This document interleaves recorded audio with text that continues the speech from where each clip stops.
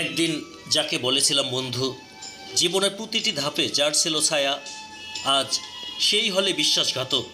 ভেঙে দিল হৃদয়ের প্রাচীন মায়া। হাসি ছিল একসাথে, চোখে স্বপ্নের রেখা, ভবিষ্যতের ছবি আঁকা ছিল এক দিগন্তে। সে ছিল সাথী, ছিল প্রেম, ছিল প্রতিশ্রুতি। কিন্তু হঠাৎই সব যেন মিলিয়ে গেল অন্তরে। পিছনে ফিরলে দেখি শুধু ছলনা ছায়া। ভালোবাসার নামে খেলা ছিল স্বার্থপরতার কায়দা। মুখে মধু মনে বিষ, ছিল না কোনো দ্বিধা। আমার বিশ্বাস গিলে খেলো তার ভিতরের বোধহীনতা।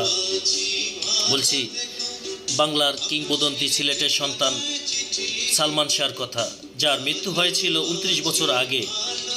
যে ছিল বাংলার হিরো সালমান শাহ, তাকে হত্যা করা হয়েছিল।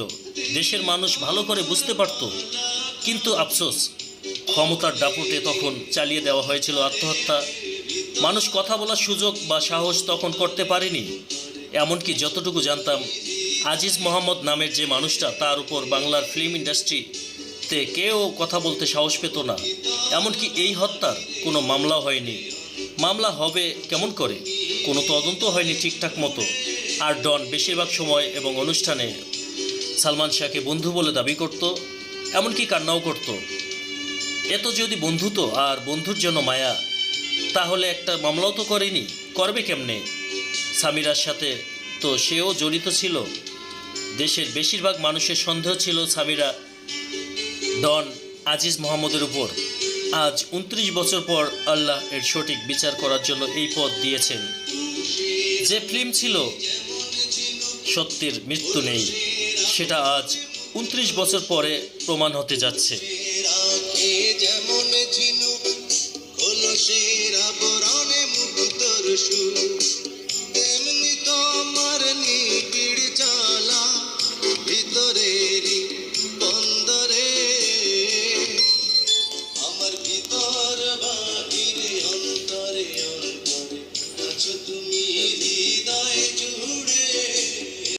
জীবনের পথ চলা থেমে যায় না, তবুও চোখের জলে তৈরি হয় নতুন প্রতিজ্ঞা। ভবিষ্যতের পথে হাঁটবো দৃঢ় পায়ে, ফিরে তাকাবো না তার মতো ছায়া মায়ায়। বন্ধু নয় সে, নয় জীবনসাথী, ছিল শুধু একটি অধ্যায়, একটি ভুল খাতা। তবুও আমি শিখেছি কাকে আপন ভাবা যায় আর কাকে সময় হলে বিদায় বলা উচিত।